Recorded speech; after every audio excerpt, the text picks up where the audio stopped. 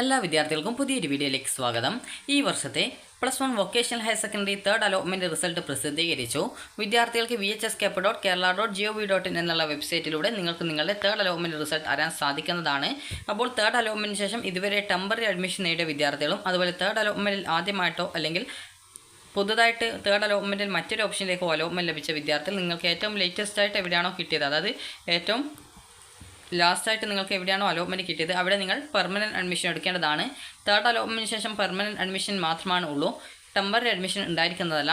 അപ്പോൾ അലോട്ട്മെൻറ്റ് കിട്ടി ടെമ്പററി അല്ല പെർമനൻറ്റ് അഡ്മിഷൻ എങ്കിലും നേടാത്ത വിദ്യാർത്ഥികൾ, നിലവിൽ തേർഡ് അലോട്ട്മെൻറ്റിന് ശേഷം പെർമനൻറ്റ് അഡ്മിഷൻ മാത്രമാണ് ഉള്ളത്.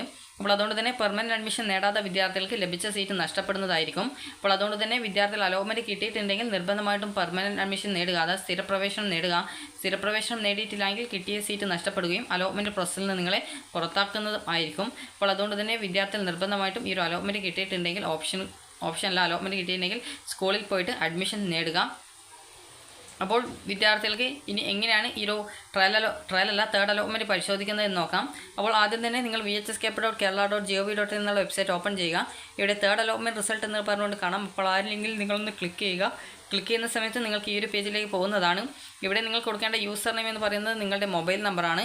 അപ്പോൾ ആ ഒരു കാര്യം നിങ്ങൾ ശ്രദ്ധിക്കേണ്ടതാണ്. അതായത് നിങ്ങളുടെ മൊബൈൽ നമ്പറാണ് ഇവിടെ യൂസർ നെയിം എന്നുള്ള ഭാഗത്ത് കൊടുക്കേണ്ടത്. അതായത് നിങ്ങൾ വൊക്കേഷണൽ ഹയർ സെക്കൻഡറിയുടെ ഈ ഒരു വെബ്സൈറ്റിൽ നിങ്ങൾ ഏത് മൊബൈൽ നമ്പർ വെച്ചാണോ രജിസ്ട്രേഷൻ ചെയ്തത് ആ ഒരു മൊബൈൽ നമ്പറാണ് യൂസർ നെയിമായിട്ട് ഇവിടെ കൊടുക്കേണ്ടത്. അതുപോലെ തന്നെ പാസ്വേഡ്, നിങ്ങളുടെ പാസ്വേഡ് എന്താണോ ആ ഒരു പാസ്വേഡ് കൊടുക്കുക. അതുപോലെ തന്നെ നിങ്ങൾക്ക് ബാക്കി ഇവിടെ നിങ്ങൾക്ക് കുറച്ച് ഇംഗ്ലീഷ് അക്ഷരം കാണാൻ പറ്റും. അപ്പോൾ നിങ്ങൾ ഈ ഒരു ഇംഗ്ലീഷ് അക്ഷരം എന്താണോ ഇവിടെ കാണുന്നത് അത് കൃത്യമായിട്ട് ഇവിടെ ടൈപ്പ് ചെയ്ത് കൊടുക്കുക. ഇത് മനസ്സിലാവുന്നില്ലെങ്കിൽ ഇവിടെ റിന്യൂ ബട്ടൺ കൊടുത്തിട്ട് അതിൽ ക്ലിക്ക് ചെയ്താൽ മതി, അത് ചേഞ്ച് ആകുന്നതായിരിക്കും. അപ്പോൾ ഞാൻ ജസ്റ്റ് നിങ്ങൾക്ക് കാണിച്ചു തരാം.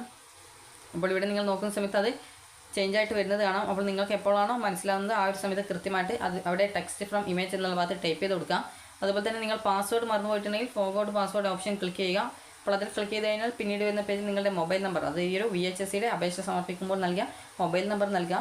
അതുപോലെ തന്നെ ഇവിടെ സ്ക്രീനിൽ നിങ്ങൾക്ക് നേരത്തെ പറഞ്ഞതുപോലെ കുറച്ച് ഇംഗ്ലീഷ് അക്ഷരം കാണാം. അത് മനസ്സിലാവുന്നില്ലെങ്കിൽ ഇവിടെ റിന്യൂ ബട്ടൺ കൊടുത്തിട്ട് അതിൽ ക്ലിക്ക് ചെയ്തുകൊണ്ട് ആ ഒരു ഇംഗ്ലീഷ് അക്ഷരം ചേഞ്ച് ആക്കാവുന്നതാണ്. അപ്പോൾ നിങ്ങൾക്ക് എപ്പോഴാണ് അത് മനസ്സിലാവുന്നത് ആ ഒരു സമയത്ത് കൃത്യമായിട്ട് ഇവിടെ കാണുന്ന ഇംഗ്ലീഷ് അക്ഷരം എന്താണോ അത് ഇവിടെ ടെക്സ്റ്റ് ഫ്രം ഇമേജ് എന്നുള്ളത് ടൈപ്പ് ചെയ്ത് കൊടുക്കുക. വാലിഡേറ്റിൽ ക്ലിക്ക് ചെയ്യുക. അപ്പോൾ നിങ്ങൾക്ക് സെൻഡ് OTP ഓപ്ഷൻ കാണാം, അല്ലെങ്കിൽ നിങ്ങളുടെ ഫോണിലേക്ക് ഒരു OTP വരുന്നതായിരിക്കും. സെൻഡ് OTP ഓപ്ഷൻ കാണുന്നുണ്ടെങ്കിൽ അതിൽ ക്ലിക്ക് ചെയ്യുക, നിങ്ങളുടെ ഫോണിലേക്ക് ഒരു OTP വരും. അപ്പോൾ നിങ്ങൾ ആ ഒരു OTP അടുത്ത പേജിൽ നിങ്ങൾക്ക് OTP നൽകാനുള്ള ഭാഗമുണ്ട്, അവിടെ നിങ്ങൾ കൃത്യമായിട്ട് നൽകുക, സബ്മിറ്റ് ചെയ്യുക.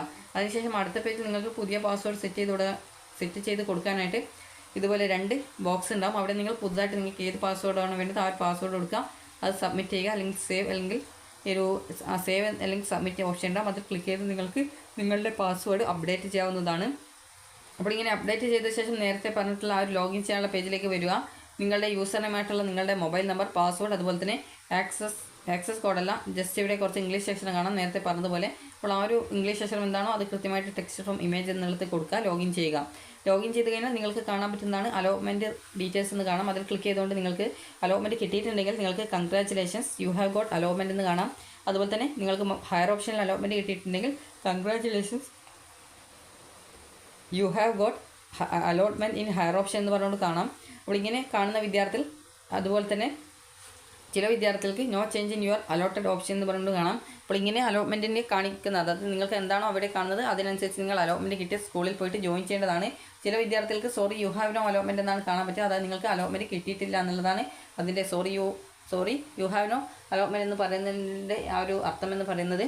അതുപോലെ തന്നെ നിങ്ങൾക്ക് അലോട്ട്മെൻറ്റ് കിട്ടിയിട്ടില്ലെങ്കിൽ കിട്ടാത്ത വിദ്യാർത്ഥികൾക്കും കിട്ടിയുള്ള വിദ്യാർത്ഥികൾക്കും അവിടെ റാങ്ക് ഡീറ്റെയിൽസ് പരിശോധിക്കാനുള്ള ഓപ്ഷൻ ഉണ്ടാവും. അതിൽ ക്ലിക്ക് ചെയ്ത് നിങ്ങൾക്ക് നിങ്ങളുടെ റാങ്ക് ഡീറ്റെയിൽസ് പരിശോധിക്കാവുന്നതാണ്.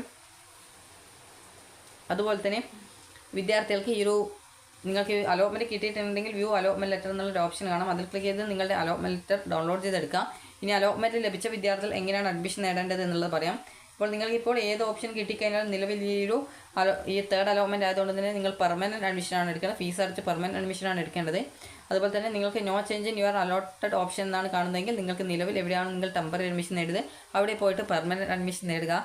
അതുപോലെ തന്നെ congratulation U have got allotted in higher option എന്ന് പറഞ്ഞുകൊണ്ടാണ് കാണുന്നതെങ്കിൽ നിങ്ങൾക്ക് എവിടെയാണോ പുതുതായിട്ട് അലോട്ട്മെൻറ്റ് കിട്ടിയത്, ചിലപ്പോൾ സെയിം സ്കൂളിൽ മറ്റൊരു കോഴ്സ് ആയിരിക്കും, അങ്ങനെയെങ്കിൽ നിങ്ങൾ അതിൻ്റെ ഭാഗമായിട്ട് എക്സ്ട്രാ ഫീസ് എന്തെങ്കിലും ഉണ്ടെങ്കിൽ അതും അടച്ചുകൊണ്ട് നിങ്ങളുടെ രക്ഷിതാവിനെയും കൂട്ടി പോയിട്ട് അഡ്മിഷൻ നേടുക. അതുപോലെ ടെമ്പററി അഡ്മിഷൻ നേടിയ വിദ്യാർത്ഥികളും ഫീസ് എടുത്ത് പോയി പുതുതായിട്ട് അലോട്ട്മെൻറ്റ് ലഭിച്ച ഓപ്ഷനിൽ പോയിട്ട് അഡ്മിഷൻ നേടുക. ചില വിദ്യാർത്ഥികൾക്ക് മറ്റൊരു VHSE സ്കൂളിലായിരിക്കും കിട്ടിയിട്ടുണ്ടാവുക. അങ്ങനെയെങ്കിൽ നിങ്ങൾ ചെയ്യേണ്ടത് ആ ഒരു മറ്റൊരു VHSE സ്കൂളിലേക്ക് നിങ്ങൾ ആദ്യം അലോട്ട്മെൻറ്റ് ലഭിച്ച ആ ഒരു സ്കൂളിൽ നിങ്ങൾ ടെമ്പററി അഡ്മിഷനോ അല്ലെങ്കിൽ പെർമനൻറ്റ് അഡ്മിഷനോ നേടിയിട്ടുണ്ടാവും. അവിടെ നിന്ന് നിങ്ങളുടെ ഡോക്യുമെൻറ്റ്സ് ഒക്കെ വാങ്ങി പുതുതായിട്ട് കിട്ടിയ ആ ഒരു സ്കൂളിൽ പോയിട്ട് അഡ്മിഷൻ നേടുക. അപ്പോൾ ഇങ്ങനെ അഡ്മിഷൻ നേടുകയാണ് നിങ്ങൾ ചെയ്യേണ്ടത്. അതുപോലെ തന്നെ ആദ്യമായിട്ട് അലോട്ട്മെൻറ്റ് ലഭിച്ച വിദ്യാർത്ഥികളും പോയിട്ട് പെർമനൻറ്റ് അഡ്മിഷനാണ് എടുക്കേണ്ടത്. അതുപോലെ തന്നെ sorry you have no allotment എന്നാണ് കാണുന്നതെങ്കിൽ വിദ്യാർത്ഥികൾക്ക് നിലവിൽ അലോട്ട്മെൻറ്റ് കിട്ടിയിട്ടില്ല എന്ന് മനസ്സിലാക്കാം. അങ്ങനെയുള്ള വിദ്യാർത്ഥികൾ VHSEയുടെ സപ്ലിമെൻ്ററി അലോട്ട്മെൻറ്റിന് അപേക്ഷ സമർപ്പിക്കേണ്ടതാണ്. അപ്പോൾ വിദ്യാർത്ഥികൾക്ക് ഈ ഒരു അലോട്ട്മെൻറ്റ് ലഭിച്ചിട്ടുണ്ടെങ്കിൽ നിങ്ങൾ അഡ്മിഷനായിട്ട് പോകുന്ന സമയത്ത് എടുക്കേണ്ട ഡോക്യുമെൻറ്റ്സ് എന്ന് പറയുന്നത് ഓൾറെഡി നിലവിലെ സ്കൂളിൽ തന്നെ നിങ്ങൾക്ക് മാറ്റമൊന്നുമില്ല എന്നാണെങ്കിൽ no change in your allotted option എന്നും അതുപോലെ തന്നെ congratulation you have got allotment in higher option എന്ന് പറഞ്ഞുകൊണ്ട് നിലവിലെ സ്കൂളിൽ തന്നെയാണ് കിട്ടിയിട്ടുള്ളതെങ്കിൽ നിങ്ങൾക്ക് ആ ഒരു സ്കൂളിൽ പോയിട്ട് നിങ്ങൾ ഫീസ് അടച്ചുകൊണ്ട് നിങ്ങളുടെ സീറ്റ് പെർമനൻറ്റ് അഡ്മിഷൻ ആക്കിയാൽ മതി. അതേസമയം നിങ്ങൾക്ക് മറ്റൊരു സ്കൂളിലേക്കാണ് അലോട്ട്മെൻറ്റ് കിട്ടിയതെങ്കിൽ നിങ്ങൾ ആദ്യം ടെമ്പററി അഡ്മിഷൻ നേടിയ സ്കൂളിൽ നിന്നും നിങ്ങൾ ആ ഒരു ഡോക്യുമെൻറ്റ്സ് ഒക്കെ തിരിച്ചു വാങ്ങി പുതുതായിട്ട് അലോട്ട്മെൻറ്റ് ലഭിക്കുന്ന സ്കൂളിൽ പോയിട്ട് നിങ്ങൾ വീണ്ടും അഡ്മിഷൻ നേടണം. അതുപോലെ ആദ്യമായിട്ട് അലോട്ട്മെൻറ്റ് ലഭിച്ച വിദ്യാർത്ഥികൾ നിങ്ങൾക്ക് എവിടെയാണോ കിട്ടിയത് അവിടെ പോയിട്ട് അഡ്മിഷൻ നേടുക. ഇനി വിദ്യാർത്ഥികൾക്ക് അഡ്മിഷനായിട്ട് വേണ്ട ഡോക്യുമെൻറ്റ്സ് പറയാം. ഒന്നാമത്തേത് അലോട്ട്മെൻറ്റ് ലെറ്ററാണ്. അതുപോലെ തന്നെ രണ്ടാമത്തേത് SSLCയുടെ സർട്ടിഫിക്കറ്റാണ്. SSLC സർട്ടിഫിക്കറ്റ് ഒറിജിനൽ കിട്ടിയിട്ടില്ലെങ്കിൽ ആ ഒരു SSLC സർട്ടിഫിക്കറ്റിൻ്റെ റിസൾട്ടിൻ്റെ കോപ്പിയാണ്. അതുപോലെ തന്നെ TC ആണ്. അതുപോലെ കോൺടാക്ട് സർട്ടിഫിക്കറ്റ്, അത് സ്വഭാവ സർട്ടിഫിക്കറ്റാണ്. അതുപോലെ തന്നെ നിങ്ങൾക്ക് പോലെ ബോണസ് പോയിൻ്റ് ഉണ്ടെങ്കിൽ ബോണസ് പോയിൻ്റ് സർട്ടിഫിക്കറ്റ്, അതുപോലെ ടൈ ബ്രേക്ക് ഉണ്ടെങ്കിൽ അത് ക്ലബ്ബ് NSS അല്ല LSS USS NMMS അതുപോലെ NTSC ഇതുപോലെ വിവിധ പരീക്ഷകൾ, അതുപോലെ തന്നെ ക്ലബ് സർട്ടിഫിക്കറ്റ്, ഇതുപോലെ എന്തെങ്കിലും സർട്ടിഫിക്കറ്റ് ഡീറ്റെയിൽസ് ഒക്കെ നിങ്ങൾ കൊടുത്തിട്ടുണ്ടാവും. അപ്പോൾ അങ്ങനെയുള്ള കൊടുത്തിട്ടുള്ള എല്ലാവിധ സർട്ടിഫിക്കറ്റും നിങ്ങൾ അഡ്മിഷൻ സമയത്ത് ഹാജരാക്കണം. അതുപോലെ ആധാർ കാർഡിൻ്റെ കോപ്പി, അതുപോലെ 2 പാസ്പോർട്ട് സൈസ് ഫോട്ടോ, അതുപോലെ തന്നെ നിങ്ങൾക്ക് ഫീസ് ആനുകൂല്യം ഉണ്ടെങ്കിൽ ഇൻകം സർട്ടിഫിക്കറ്റ്. ഫീസ് ആനുകൂല്യം എന്ന് പറയുമ്പോൾ SC/ST വിദ്യാർത്ഥികൾക്ക് PT ഫണ്ട് അതുപോലുള്ള ഫീസൊന്നും ആവശ്യം വരില്ല. അപ്പോൾ അതുകൊണ്ട് തന്നെ അങ്ങനെയുള്ള വിദ്യാർത്ഥികൾ അഡ്മിഷനായിട്ട് പോകുന്ന സമയത്ത് ഒന്നുകിൽ നിങ്ങളുടെ കാസ്റ്റ് അല്ലെങ്കിൽ കമ്മ്യൂണിറ്റി സർട്ടിഫിക്കറ്റ്, അതല്ലെങ്കിൽ നിങ്ങളുടെ ഈ ഒരു ഇൻകം സർട്ടിഫിക്കറ്റ് എടുക്കുക. ഇനി അടുത്തതായിട്ടുള്ളത് നിങ്ങൾക്ക് EWS റിസർവേഷൻ പറഞ്ഞവർ EWS സർട്ടിഫിക്കറ്റ്, അതുപോലെ തന്നെ അഡ്മിഷനായിട്ട് വേണ്ട ഫീസ്, അതുപോലെ തന്നെ ചില സ്കൂളിൽ നിന്ന് നാറ്റിവിറ്റി സർട്ടിഫിക്കറ്റ് ചോദിക്കും. അപ്പോൾ അതുകൊണ്ട് തന്നെ നിങ്ങൾ നാറ്റിവിറ്റി സർട്ടിഫിക്കറ്റ് എടുക്കുക. അതില്ലെങ്കിൽ നിങ്ങൾക്ക് ബർത്ത് സർട്ടിഫിക്കറ്റ് ഉപയോഗിക്കാം. അതുപോലെ തന്നെ നിങ്ങൾക്ക് ചില സ്കൂളിൽ നിന്ന് റെസിഡൻഷ്യൽ സർട്ടിഫിക്കറ്റ് ചോദിക്കും. അതില്ലെങ്കിൽ നിങ്ങൾക്ക് റേഷൻ കാർഡ് ഉപയോഗിക്കാവുന്നതാണ്.